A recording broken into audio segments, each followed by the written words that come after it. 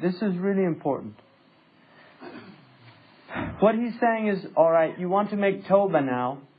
These are the three things that are going to keep you resolute in your desire not to return to wrong actions. And this is a science. So what he's telling you is, this is how it works.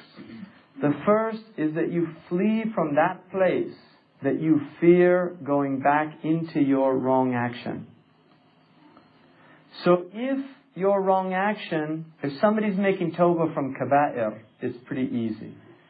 If your wrong action has been relations with the opposite sex, whether it's zina or the muqaddimat of zina, you had girlfriends or whatever, or vice versa, then what you have to do once you make that tawbah is to avoid the places where those things occurred.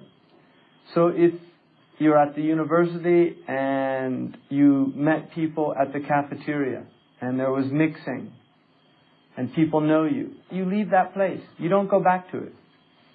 If the ma'asi occurred with alcohol, then the company that you were keeping, you stop keeping that company. You avoid them. You don't spend any time with them. You don't go anywhere near where that temptation is going to arise. That's what he's talking about. And obviously this gets more and more subtle. If you're trying to relinquish backbiting and you find that there's certain people that you tend to backbite with, then there's a couple of things that you can do. One is you make a contract with that person that you're not going to backbite anymore. Or two, you avoid them altogether if they're not capable of doing that.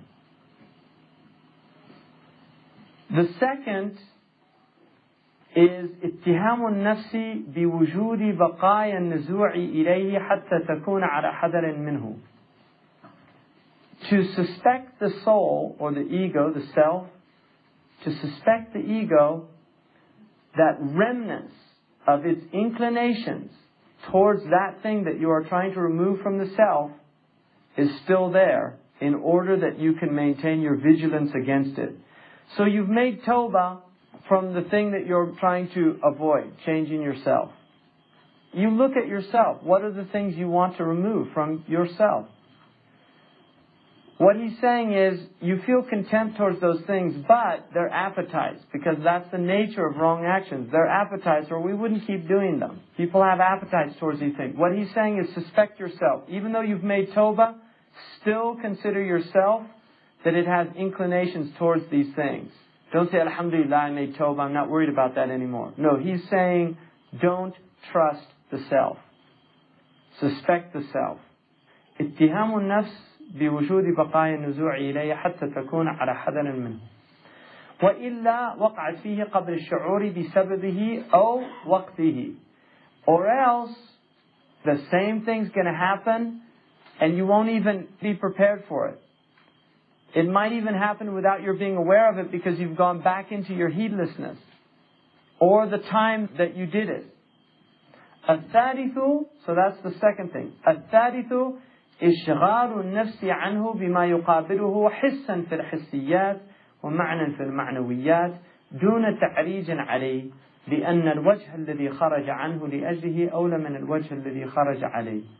ولذلك قيل يتعين عليه كلما ذكر ذنبه تجديد الندم عليه. فافهم. So the third one is to preoccupy yourself from those things. In other words, what you're trying to remove, occupy yourself with other things. If it's hiss, if it's a sensory thing that you're trying to remove, then do it with other sensory things. If it's a meaning, do it with other meaningful things. And this should be without doing this in stages or steps.